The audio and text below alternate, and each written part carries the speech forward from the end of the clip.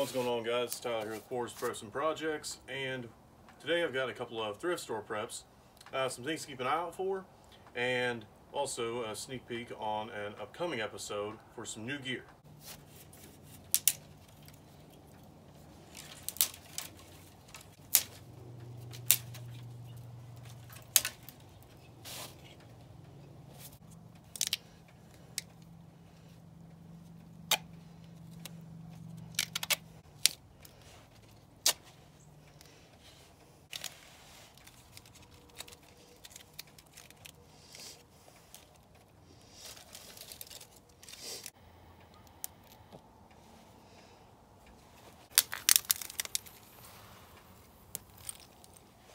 Alright guys, forgive the smoky background here. You'll see what that's for in a minute. But anyhow, the point being, we all can't be, we all can't be great at everything. We all aren't going to have the skills to know how to do everything from fixing bikes, wiring up some electronics, maybe fixing some small electronics and or appliances. There's like people say jack of all trades, ace of none. Like, I've got some experience in home improvement, but I don't know shit about fixing appliances, along with many other things. So, something to keep an eye out for that I know you can find. I've got a few different versions of it, or of books of this genre, when you're at thrift stores, because generally you can pick these books up anywhere from $1 to $3. And this one right here, the title sold me on it. Strictly the title. How to fix damn near everything. And I was like, okay, that's pretty cool. Like, I've definitely got to take a look through this. And this version, I believe it came out this is a newly edited version from 1996. The original manual came out in 1977. So, contents: fine art of troubleshooting. 2, your hero at the hardware store. Making space-age hardware work for you. And aesthetics of home repairs. Working with power tools, cameras and projectors, bikes, trikes, strollers, and other wheeled wonders. Mowers, blowers, scooters, engine-driven items. Mechanical hang-ups and listening equipment. Electrical hang-ups and listening equipment. I mean, how to keep the plumber away. First aid, or TV first aid. They got a lot of stuff in here, like, really. And I just think having a guide like this around, hell, even upholstery work, and just a bunch of stuff. They cover a lot of different things here. There's 21 chapters, and they do have some visuals in here, and it's all black and white, obviously. Yeah, okay, like, here's some stuff with you know, sink and plumbing and how drain works there, I believe. Yeah, the valve for opening up the drain in a sink. So, lots of little things that you be getting into. Trust me, when you go to work on anything new, I don't know how many of you have done this. All the guys out there, you know, something breaks and your kid or your old lady's like, hey, can you fix this? And you're looking at something like you're trying to read Chinese and you are like, shit. So this could help you before or after shit hits the fan, because it might save you a few bucks getting something like this. And I find manuals and stuff like this at thrift stores, Goodwill, Salvation Army, places like that all the time. Could save you some money now and maybe save your ass later on after shit hits the fan. So, how to fix damn near everything, or similar home repair manuals, or do-it-yourself manuals, keep an eye out for those at thrift stores. And they're always stupid cheap. Behold. Enough to hope again. Okay, regardless of the saying on the bottle, the color, whatever, I really genuinely don't give a shit. These bottles right here, this is single-walled stainless steel, and it's got this coating on it that'll burn off or get, you know, tarred up, whatever, it doesn't really matter. Now, you can usually find them, this is a pretty short and fat one here. I'm not positive how many ounces it holds, but I also found this one right here. It's a, you know, slimmer version, and This one's also stainless. But the trick is with these, you got to watch out and make sure you're not getting an insulated one. They'll say insulated, or you'll see a little crease in them around the bottom edge there. That crease means that there's two different layers of metal going on, and there's an insulating layer of foam inside of that. Don't get those. These will lose heat and heat up quickly, but also the other ones, if you put them on fire, they will blow up or crack. And what I like about these is you can scoop up water from a creek or a ditch or whatever, get a fire going, boil the water, make it safe to drink. Now, the reason I like these right here over this is because that's got a lot wider mouth on it. I could get a spoon in there, say if I wanted to dump some rice and some water in this. Or if I have a pack of ramen noodles and that's gonna be my meal, I don't have to carry a bowl and a cook set and all that other shit. If I'm really wanting to rough it, this right here, multi-purpose. Yes, I can boil water in it. Yes, I can hold water in it.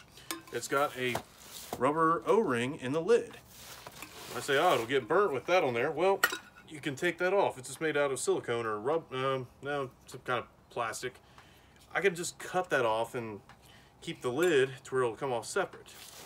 So I like one of these that's wide enough I can get a spoon or a fork in and out of it, you know? So if you do go out and you're looking for these, I would suggest getting the one with a wide mouth on it. Giggity. Anyhow, I wonder, can we melt some snow in this? Let's see how that would work. Grimy shit right off the ground right here. But if you was desperate and thirsty,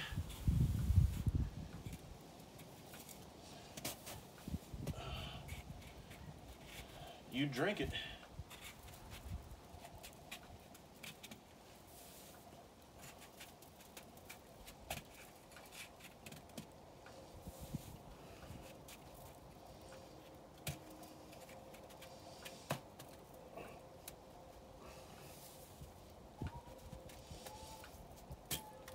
If you're going to do this method, I would suggest cramming about as much snow as you can in there, because the water that you're going to get from snow is going to be a 10-to-1 ratio. Set that up there. So I love these little hobo stoves. And it, like I said, it's been about 10 minutes, about halfway melted. I'm going to show you guys the other item, like the pinnacle of what I gotten today, because it's a pretty damn good find, especially for the price. And it really equates to this season as well as the others, but a little more so right now with all this cold white shit on the ground. That is a good old e-tool. Yeah, check it out. Check it out right there. Big old $2.99. And yeah, the shovel is very well rusted. Well, rusty, but doesn't have any holes in it. The rivets here, they're still good. This, because sometimes you get them and they're froze up, actually does what it's supposed to do. Why do they call it an e-tool? Well, you can dig with it. You can flip it right here.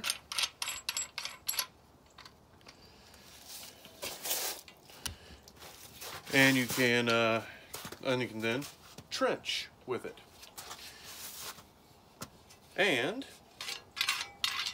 I don't know about you, but from some stories and stuff that I've heard and some videos I've seen, you can really beat the hell out of somebody with one of these.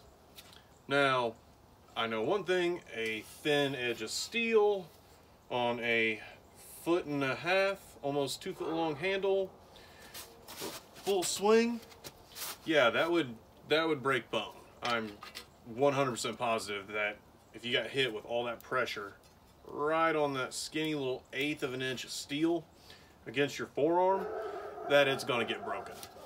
So, how does that apply to this season so much as now? Well, digging yourself out of a ditch. These things are good for burying scat or being in a scrap. It's just a multi-purpose little thing that you can fold up, keep behind the seat, hell, under the seat of some trucks, and it'll be there when you need it. Now, shit, it's fan, having something compact like this to keep on your person, strap the outside of your pack or on a belt on some belt loops or something, can be an excellent tool to have for setting up your tent, for digging a place to shit, and all around, just a good tool. And for $2.99, that's like sore Peter. You just can't beat it. Now, on the next episode, guys, I'm going to be going over my brand new toy right here. I'll give you guys weight, dimensions, all those details, and I've only had this thing a couple of days. I've just been able to use it about an hour or so, but I really freaking like it. And the coolest thing about it, you can pick it up right now on Amazon for like 23 bucks. And it's actually made by a good company. So look for that episode next week. Or next time, I should say. I might not make you wait a week. Let's find. We'll find out. And it actually ended up getting about this much once the snow melted. So I'd say about 65% maybe. Oh, wait, listen. Hear that? It's boiling.